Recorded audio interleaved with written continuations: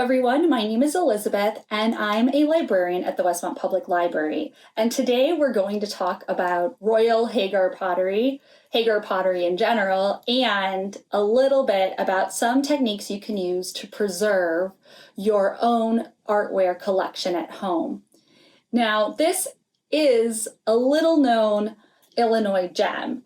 It's not really well known in the collector's world because the company has been around for over 145 years and didn't close its doors until 2016. So it is really a modern company. And that means that collectors don't always see this as something that's worthwhile. But I know if you talk to a lot of collectors, one of the best things to do is to collect the things you love. And for me, it's Haeger pottery. I fell in love in the early 2000s with the bright colors and the clean classical designs that really kind of make it one of those classic mid-century modern artware. So I hope that you find the history of this company fascinating and the tips we'll talk about later in the presentation helpful in preserving your own artware. Let's start with a little bit of the history. Let's dive into that history of Royal Haeger pottery. This really is sort of a little known Illinois gem. And here is an early picture of the Haeger pottery plant in East Dundee, Illinois. And this company, like I said, has been around for 145 years. It just closed its doors in 2016, but it was originally founded as a brickyard in 1871. And it really speaks to the concept of an American dream. So David H. Haeger was a German immigrant. He was born in the 1830s and immigrated to the United States, found his way to McHenry, Illinois, and to the Dundee Brickyard, which he purchased. And in 1871, began to really grow this business because, unfortunately or fortunately for Haeger, the Great Chicago Fire happened. And so the city, in its efforts to rebuild, needed millions of bricks and tiles. And so Haeger, with his newly founded company, was able to provide this. Now, he ran the company and it really focused on just bricks and tiles until the 1900s when Edmund, his son, took over and really began to create fine artware. So he started with just regular flower pots in the 1912s, and then in 1914, managed to hire designer J. Martin Stengel and create the first sort of artware, which was a Greek-style Adam and Eve commercial floralware. Now, this started their launch into the artware. And really at this time, so as they're growing their artware, the pottery industry is sort of falling behind. It's no longer growing as an industry, at least until Haeger joins the Chicago World's Fair of 1934 and opens this amazing exhibit that shows it. He opens up a pottery manufacturing, a miniature pottery manufacturing kind of company that shows the history and techniques through history of pottery, and is able to show off the new style and glazes that the company has been working on and really make artware affordable to the public. So in 1938, they hire Royal Hickman to start designing, and this launches the company's growth and production into the 1940s and beyond until it closes its door in 2016. So Royal Haeger Pottery gets the name from the designer Royal Hickman. So how do you know it's Royal Haeger? Well, it has a sort of Art Nouveau or his kind of style, which is this new Baroque, which is kind of a mixture of like Hollywood glamour, clean lines and these bright, memorable glazes. And that's really what Royal Haeger and Haeger Pottery in general is known for. Lots of different companies have tried to copy and have copied some of the glazes, but not to the same detail that this company is known for. So they're known for their distinct markings and glazes. So we'll talk more about that when we look at pottery and talk about preservation, but really these bright, earthy colors and new techniques make Haeger pottery so collectible and so distinguishing. Like when you get to see it mixed in among others, you can really tell that this is Haeger pottery. And they are always changing. So because they were so affordable for the public, and they always kept reinventing. So they would do limited runs of different glazes to really find out which was resonating with the public. And so you have this like ever-changing manufacturing process. And, this is like part of Hickman's like Art Nouveau style, the naturalism that's found in it. So you have these like lilies, and his one of the most well-known of Haeger potteries is the Black Panther, which you can see in this advertisement. And here, this unique artware. So you have the Black Panther, which is Hickman. And another piece, which we'll see, is the Red Bull, which is Eric Olson's, who created it. But you'll see that like there's an element of like clean lines of this sort of Art Nouveau style, but also like a little bit of Hollywood glamour in the Bird of Paradise, which you can see highlighted with the blue background. The big feathers reminded people in the 1940s of all of the Hollywood glamour and the new starlets. They really committed to quality, affordable artware. And so you'll see like this is their 2005 catalog, these bright island colors.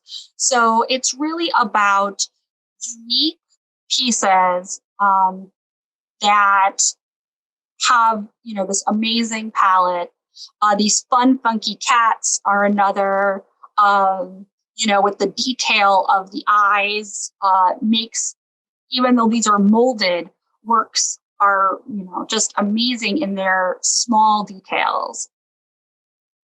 And finally, like I said, as far as collecting goes, like this company is often sort of left out sometimes because it really survived until 2016.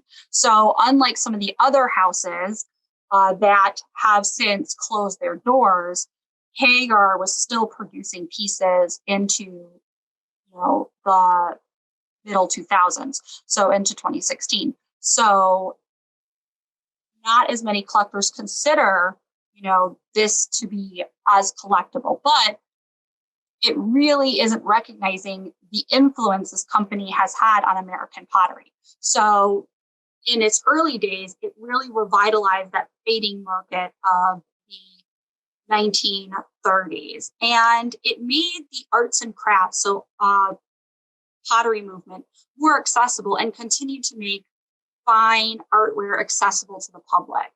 So people could own these amazing pieces that were molded, but also had some hand-painted detail on them and really brightened up televisions. In the 1950s, they had a series of lamps, TV lamps, which are a lot of fun to look at. And then the Red Bull here is Eric Olson. So this is another very famous piece from Haeger, their art figurines. And so they really branched out into a variety of different vases, ashtrays, lamps. Their artware really spanned. And they didn't really do dinnerware. I mean, it was really focused on art pieces that, make a statement. And only later did they start adding dinnerware to their repertoire. So I hope you learned a little bit more about this Illinois gem, and it's a nice springboard for us to start talking about some basic preservation techniques that will allow you to preserve your Haeger pottery or any other ceramic or glassware you have at home. So let's start talking about those techniques. Let's talk preservation. Now, before me is some of my pieces of Haeger pottery, and just a little bit, you'll notice that they have this wonderful bright color, this like clean lines, even small details, which I love, because even though these were mold made, the unique glazes and the small, sometimes hand painted details really make these objects beautiful, unique, and collectible. Everybody loves what they love, and that's what's amazing about collecting, as well as finding these little bits of history. So when I first found this pottery, I didn't really know about the company, and so getting to experience the history of this Illinois company and the pieces that you can find all around the states and the world is amazing. So let's talk about how we keep it safe and how we keep our ceramics safe in general. So one is that the biggest risk to our art objects like ceramics or glass is careless handling.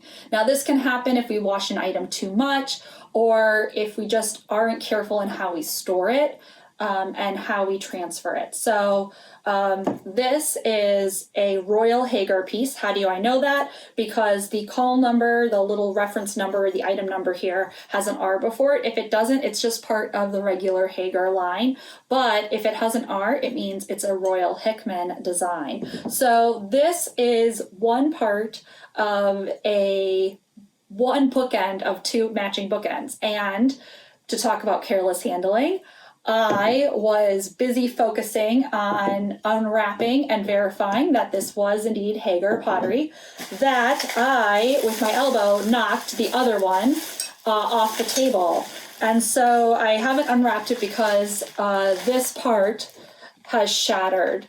The bottom part of this bookend has shattered, and so I'm going to need to figure out how to piece together all of these tiny pieces.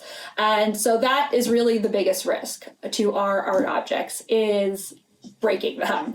So careless handling and transferring. But we also want to make sure that we're doing the best we can to preserve our objects, especially if they are valuable and have great monetary value or sentimental value, right? So it's not just about preserving things that are worth money, because none of these objects are actually worth that much, but they all are sort of amazing and I really love them. And so I don't want to lose any of them to carelessness or to sort of risky storage. Now, the way to really understand preservation and storage is to really think about how often you're going to be accessing your ceramics. So if you are going to be changing out pieces in your living room, dining room, front room, if you're changing out your pieces and using your vases, you're going to store a little bit differently, right? It's not going to matter as much because you're going to be changing them out. But if you're going to be leaving pieces in storage for a while, we really want to make sure that we create an environment that is conducive to keeping them safe and not damaging the glazes. So that means that we want an acid-free environment, and that we can do that in a number of ways, whether we invest in archival grade storage materials or we just use some acid-free paper to create a barrier and preserve our art objects. So let's get started on working through what that looks like.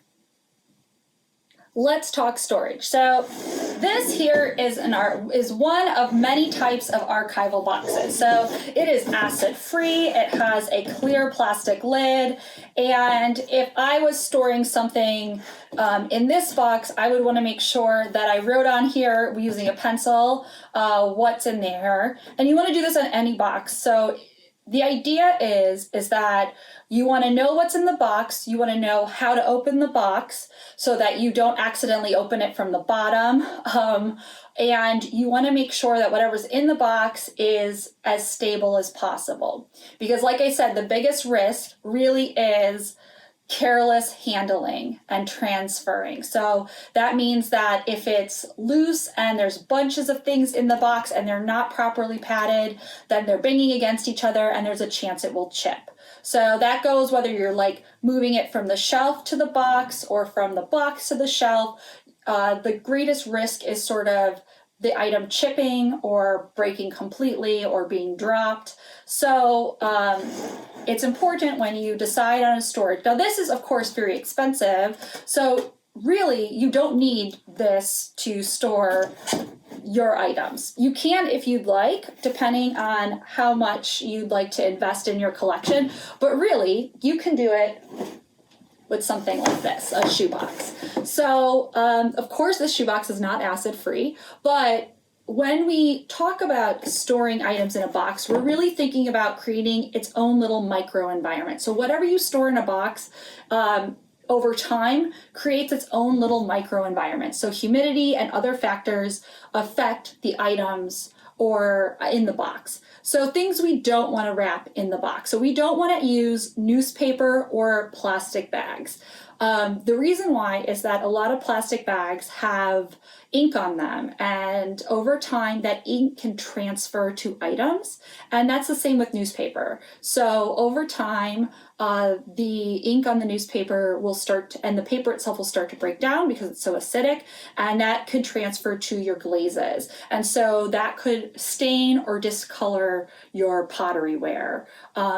And you know, again, there's a range of different pottery types out there, and so each one kind of needs a little bit of different handling, but I'm going to work with sort of talk about glazed pottery. So you don't want anything to transfer to your glazes and possibly discolor them. So before storing an item, you want to make sure it's dust and dirt free.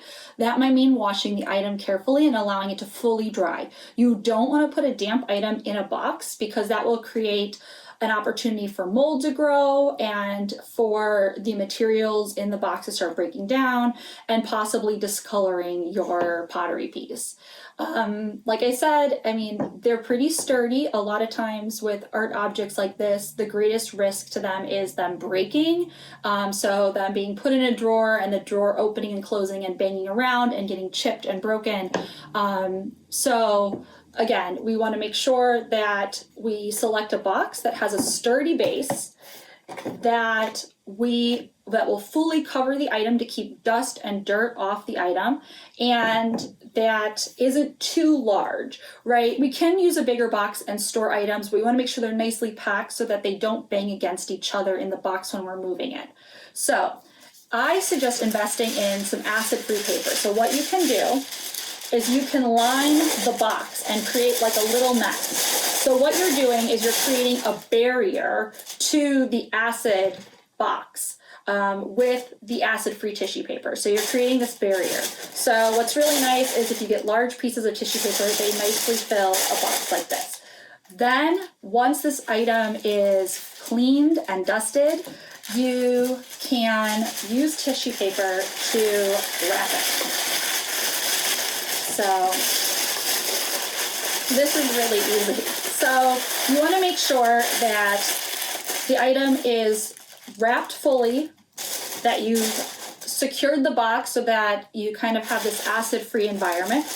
I would put it in the box in a way that is flat, that it's not going to, so like in this case, this is a bookend, so there's a flat end that I can lay it on, but you want to make sure it's stable in the box, and then take additional paper and really fill in so that it is not bumping around.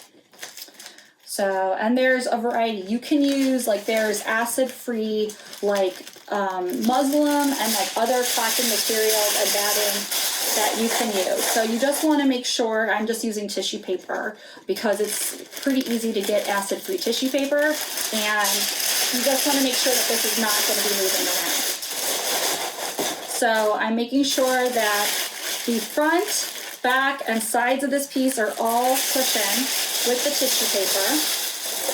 And this is great. This is a good technique for other items too. So if you get a stack of acid-free paper and you have photographs, you can separate them using the acid-free paper. So then I just tuck it all in and close the box. Now, what you're going to want to do, so things like rubber bands are great, but they do deteriorate. So they're not always a good choice. You can tape the box closed, or you can just leave it like this, but I would make sure that somewhere on the box you mark which is up and what item is in this box, so that you know right away how to open this box once you take it off your shelf, wherever you're storing it, and what is in this item, in this box, the item that's here. That just helps you prevent any casual breaking of the item. If you accidentally pick it up like this, you'll know that you have it open, you have it upside down in the wrong way. So things happen as we move, as we shift, as we organize our houses. So knowing what's in the box and how to open the box is really important, and really basic, but sometimes we miss it. So I hope that this helped you preserve some of your art objects at home. You might have lots of different things, and this technique actually works for a lot of different things. Please don't use newspaper. It's just really acidic and can damage lots of different artifacts because of its nature and the ink. So do invest in some acid-free tissue paper, and you don't need archival boxes to protect your ceramic ware. Just a little bit of caution, cleaning, and some acid-free tissue paper will do it. You can reach out to the Adult Services email if you have any questions or need any follow-up. They can put you in contact with me. I hope you enjoyed the presentation and learned a little bit about preserving your art objects and the wonderful history of Haeger pottery. Thank you, and I hope to see you in the library soon.